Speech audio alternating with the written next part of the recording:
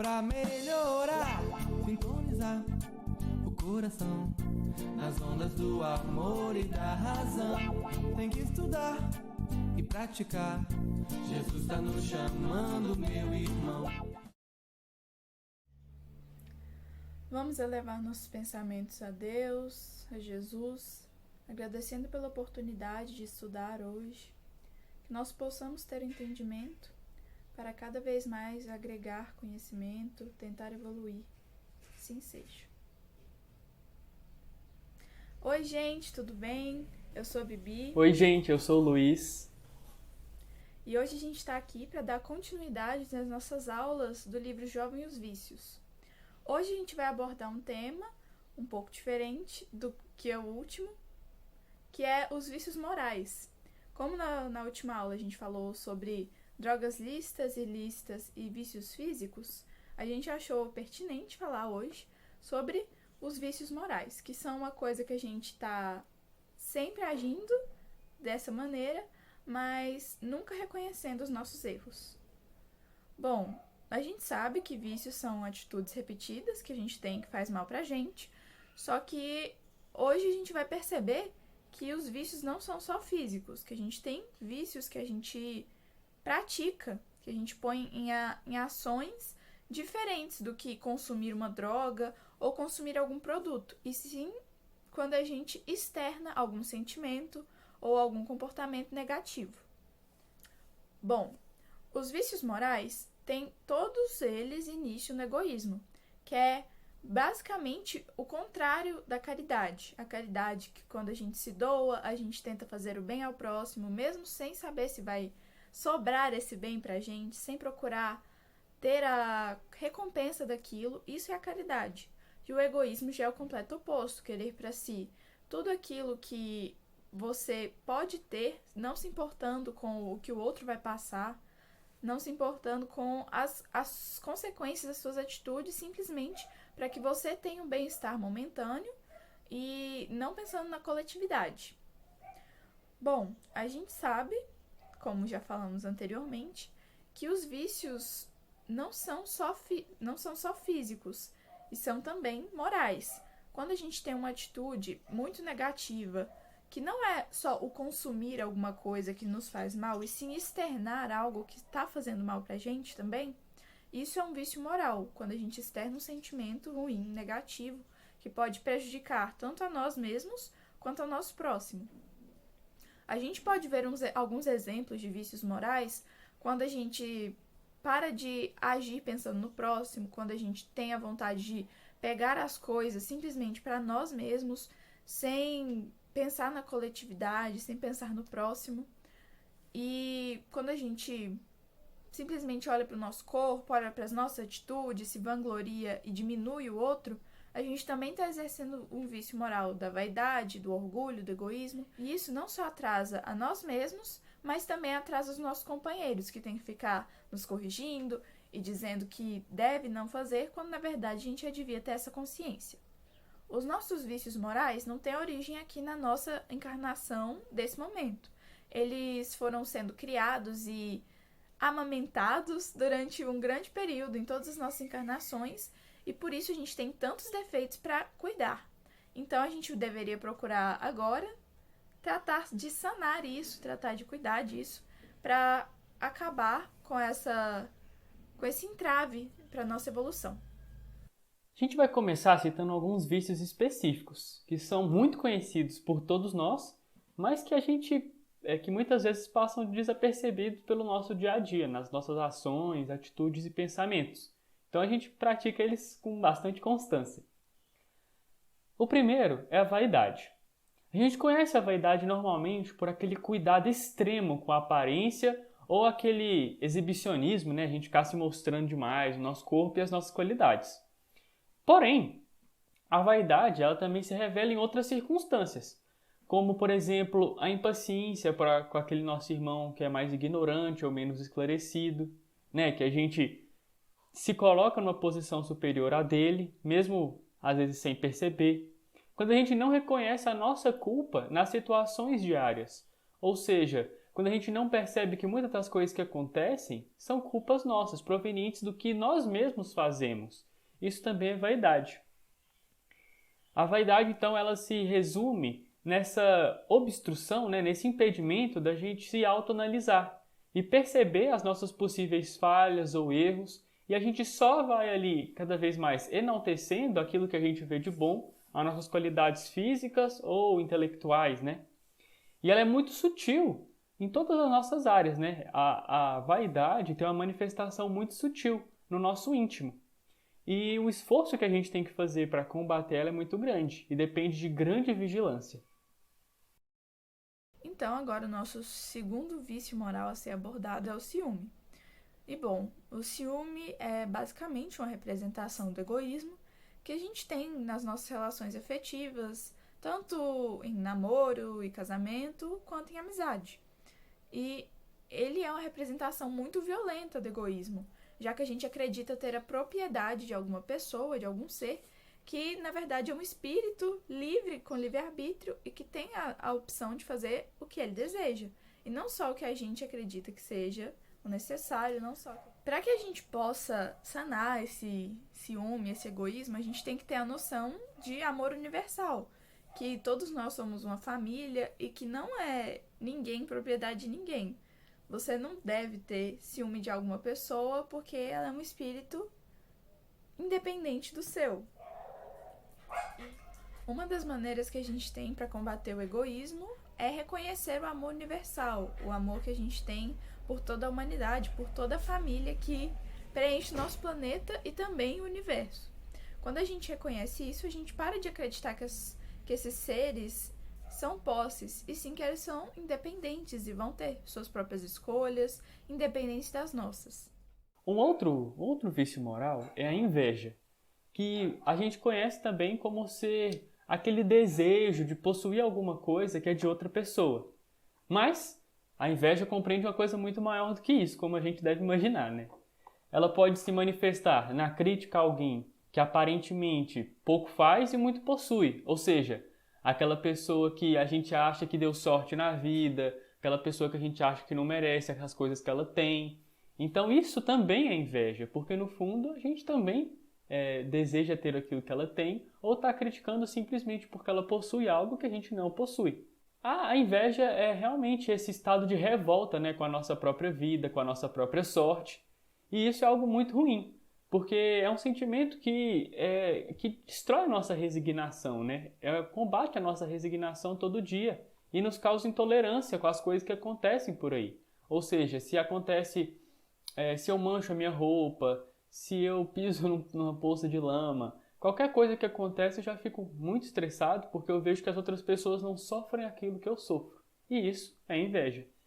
Então, ele vai ser um apego que vai nos atrasar muito, que vai criar desavenças dentro da nossa própria família ou fora dela. Então é algo muito ruim. Resumidamente, é a ideia errada perante a lei de causa e efeito. Ou seja, se eu tenho essa interpretação sempre intolerante, sempre impaciente sobre as coisas que acontecem sobre mim, quer dizer que eu estou interpretando a lei de causa e efeito errado. Por quê? Porque eu passo por uma situação ruim, porque eu passo por uma situação ruim justamente para eu transformar isso numa coisa boa dentro de mim. Agora, se eu vejo uma situação ruim apenas pelo seu lado ruim, eu estou invertendo esses valores. Ou seja, eu não estou fazendo jus à minha encarnação e ao que eu vim, não é? Agora a gente vai falar sobre a avareza, que é a mesma coisa que a ganância. É basicamente o desejo de ter muitas posses e o esforço insaciável de mantê-las na sua presença no melhor estado possível. E isso é algo completamente justificável se a gente levar em conta a vida espiritual, que é o que a gente acredita. A vida espiritual que é infinita e os bens daqui da Terra que não vão com a gente para lá. Então, para que preservar tanto? Para que ter tantas posses que não são de grande utilidade, se isso nem vai nos agregar a nada, não vai trazer nenhum engrandecimento moral, não vai nos trazer nenhum tesouro que realmente é levado em conta na vida espiritual. O ávaro, a pessoa que tem a avareza muito presente dentro de si, cria um invólucro em torno dele e faz com que isso dificulte a ajuda dos espíritos superiores, fazendo assim com que, além de estar se atrasando devido à sua avareza, devido à sua vontade de acumular bens, você ainda perde uma ajuda que poderia te impulsionar a cada vez mais evolução. Passamos agora para a agressividade. A agressividade ela vai compreender diferentes campos. E esses campos são o campo da emoção, o campo do pensamento e o das atitudes. Por que ela se diferencia nesses campos? Porque ela vai passar por esse trajeto, ou seja, primeiro a agressividade ela vem pela emoção, aquela raiva, aquele calor que sobe pelo nosso corpo até chegar na nossa cabeça, que nos dá aquele impulso muito forte e nervoso. Depois é o do pensamento. Depois que a gente sente esse impulso, o nosso pensamento ele se contamina e a partir daí a gente começa a sentir um monte de coisas ruins e começa a pensar coisas ruins sobre o nosso próximo, sobre a nossa vida, sobre as situações que a gente vive, o nosso trabalho, o nosso estudo, as nossas aulas EAD, são coisas muito difíceis. Por fim, tem o campo das atitudes, que é onde nós aqui na Terra conseguimos enxergar mais o campo o sentimento da agressividade. Porque aí as pessoas se expressam através de ações, de palavras, da própria expressão corporal, elas ali mostram a agressividade em si. Entretanto, não é só no campo das atitudes que a agressividade vai ser prejudicial, é em todos os campos. Porque se a gente já tem essa emoção ruim, quer dizer que o nosso espírito ainda não tem aquela harmonia, aquela paz que nos impede de absorver sentimentos ruins, de entrar em vibrações que são menos elevadas.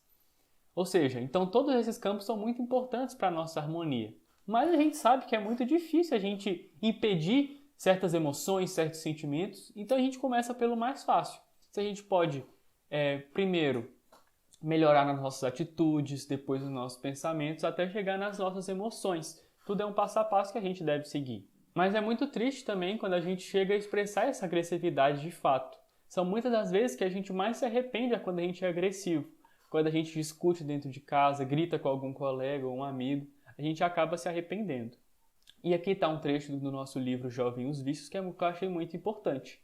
O aprendiz do Evangelho é solicitado a dar com esforço os seus testemunhos de brandura, compreensão e perdão, desenvolvendo sua capacidade de não se deixar levar pelos impulsos de agressão. Ou seja, nós que estamos aqui estudando o Evangelho, a gente sempre tem que manter essa brandura. O que é brandura? Ser brando é ser pacífico, é ser calmo, é ter essa harmonia, essa serenidade constante, que é o contrário da agressividade. Nosso assunto de agora é a maledicência, que é a fofoca, quando você fala mal de alguém simplesmente com o intuito de espalhar coisas negativas sobre uma pessoa, que às vezes podem nem ser verdade, podem ser verdades aumentadas, mas simplesmente pelo ato e pelo prazer de dizer que alguém não é tão bom. Geralmente isso é uma representação muito clara da inveja, do desejo de ser como o outro, ou do orgulho, de você se achar melhor do que o outro. E como a gente já viu anteriormente, nenhum desses dois exemplos é algo positivo.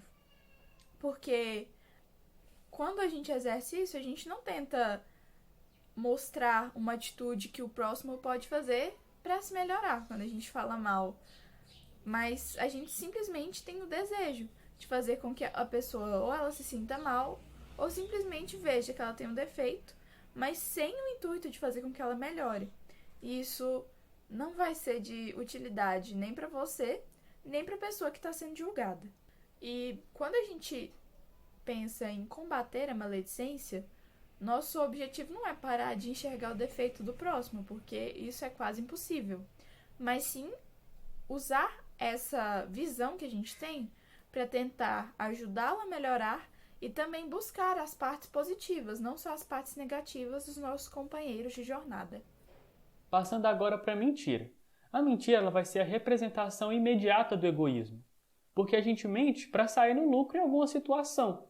Ou seja, a gente faz uma coisa errada, que é nitidamente errada, simplesmente para a gente se sair bem, para a gente ter alguma vantagem sobre isso. O mentiroso, nessas situações, ele visa só a si mesmo. Até quando a gente usa aquela desculpa lá da mentira do bem, Isso na realidade não existe. Quando a gente mente para o bem, a gente está fazendo isso para nós mesmos, para a gente poder escapar de uma situação constrangedora, de uma situação embaraçosa. Quando a gente mente para não magoar o nosso irmão, a gente está mentindo na realidade para a gente se safar, da gente dar a nossa verdadeira opinião. Ué, a gente não é capaz de dar uma opinião, mesmo que uma crítica positiva a um irmão? A gente tem essas capacidades, se a gente não tem, a gente tem que desenvolver, não se esconder atrás da mentira para isso. A mentira, ela é uma ação singela, mas que quase sempre ela desencadeia várias mentiras em série. E isso é muito prejudicial, porque é como um devedor, que ele nunca vai parar de pedir emprestado. E assim ele vai criando uma bola de neve até que um dia tem um desastre total em cima disso. Então a gente tem que tomar bastante cuidado e evitar sempre que possível.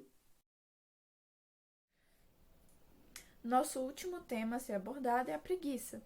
E bom, a preguiça é aquela vontade que a gente tem de não fazer as suas responsabilidades, ficar deitado o dia inteiro, fingir que não tem nada acontecendo. E quando a gente faz isso, a gente não pensa nas consequências, tanto para nós quanto para os outros. No momento que a gente começa a exercer a preguiça, quando a gente começa a procrastinar para fazer uma tarefa, a gente para de ter tantas oportunidades quanto a gente poderia ter.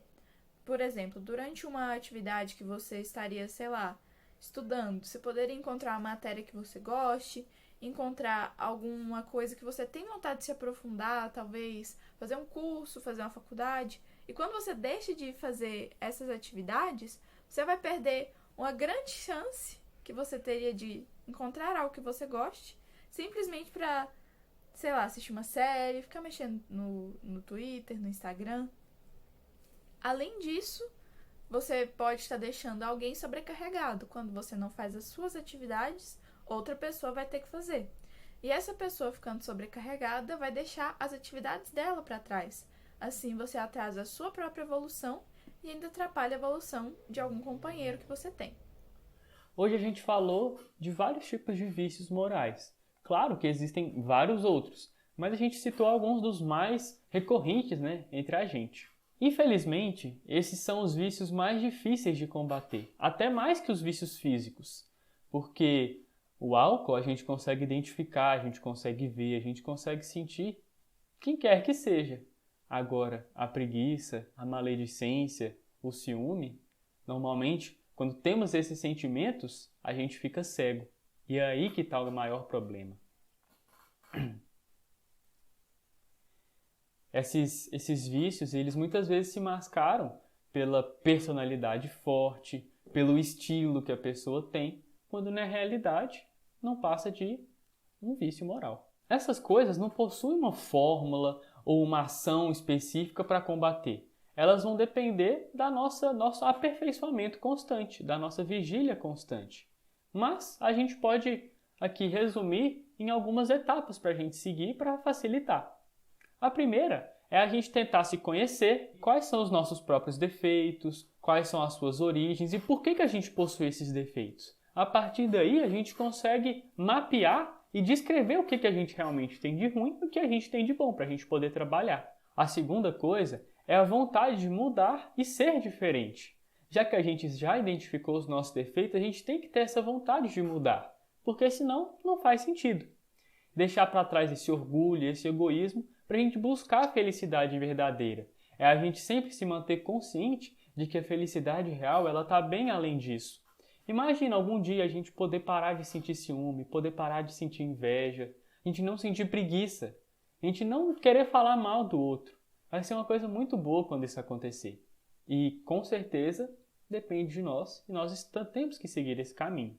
A terceira etapa é buscar conhecer algumas práticas que elas vão elevar o nosso espírito e nos desviar desses sentimentos ruins. Ou seja, a caridade, a leitura edificante, a empatia com o irmão. Ou seja, todas essas coisas vão fazer com que a gente saia de um campo vibratório para outro. E se a gente mantém um hábito disso e busca isso aos poucos, cada vez mais, a gente vai chegar a um momento que a gente vai deixar essas emoções ruins para trás. E isso a gente faz pouco a pouco. Mas a gente pode ver essa diferença, seja de um mês para o outro, de 2 meses para o outro. Depende do quanto a gente quer isso. E a quarta etapa é a gente se policiar diariamente, buscando sempre corrigir aqueles pensamentos e sentimentos que nos levam ao atraso espiritual.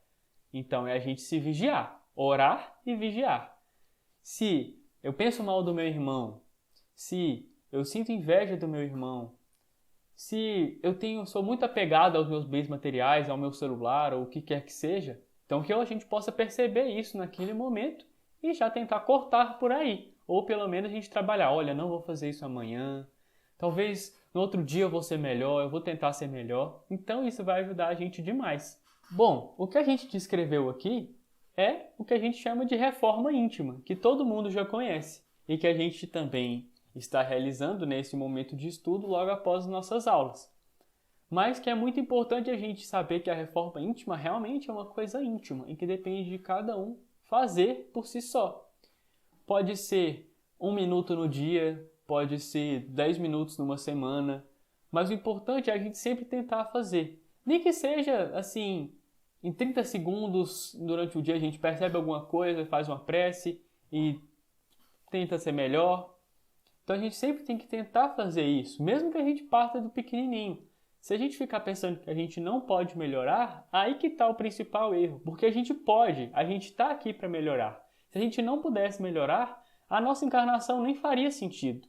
Então a gente pode, a gente tem que pensar que a gente pode para a gente poder trabalhar assim. Se a gente for parar para olhar, a gente pode perceber essa melhora até de uma semana para outra se a gente tentar. Vamos propor aqui uma prática, da gente tentar ser menos preguiçoso essa semana. Todos os dias, a gente tentar um pouquinho menos. A gente vai ver que daqui 1 ou 2 semanas, a gente vai estar mais disposto naturalmente a ser menos preguiçoso. Ou seja, não é uma coisa tão difícil assim, mas que requer nossa própria vontade e esforço. Enfim, cabe somente a nós mesmos transformarmos o nosso espírito. E é por esse caminho que a gente vai conseguir a transformação da nossa terra, que é a famosa regeneração. Um dia a gente vai chegar nesse princípio. Mas enquanto isso, a gente tem muitas coisas ruins que vão derivar desses vícios morais. Todas as tragédias que a gente vê aí causadas pelos seres humanos nos jornais, na internet, nas redes sociais, são originárias desses vícios morais, desde as menores até as maiores proporções. O orgulho, o egoísmo causando guerras que já aconteceram ou podem acontecer, a agressividade causando várias coisas ruins dentro de casa, violência doméstica. Então, tudo está englobado dentro desses vícios morais. A gente tem que tentar se aperfeiçoar. Mas a gente sempre tem que lembrar que a gente pode melhorar e que a gente consegue, mas que depende primeiramente de nós. Se a gente está encontrando muita dificuldade, a gente pode estar se enquadrando num quadro de obsessão. E aí a gente pode buscar os centros espíritas, os tratamentos espirituais. Se agora a gente não está podendo se encontrar fisicamente, na internet tem muita coisa que a gente pode olhar sobre isso. Então, sempre há ajuda espiritual, sempre há esse amparo. Se eu tenho muita dificuldade para trabalhar um sentimento, que eu procure um vídeo na internet falando sobre isso, que com certeza vai nos ajudar, vai dar aquele impulso ali para a nossa melhora. Enfim, que então todos nós possamos nos melhorar sempre. A gente vai ficando por aqui com mais essa aula. E eu e a Bibi esperamos que todos vocês estejam aqui no próximo sábado. E fiquem com Deus. Até mais. Tchau, gente. Tchau. Pra melhorar, sintonizar o coração nas ondas do amor e da razão. Tem que estudar e praticar. Jesus tá nos chamando mesmo.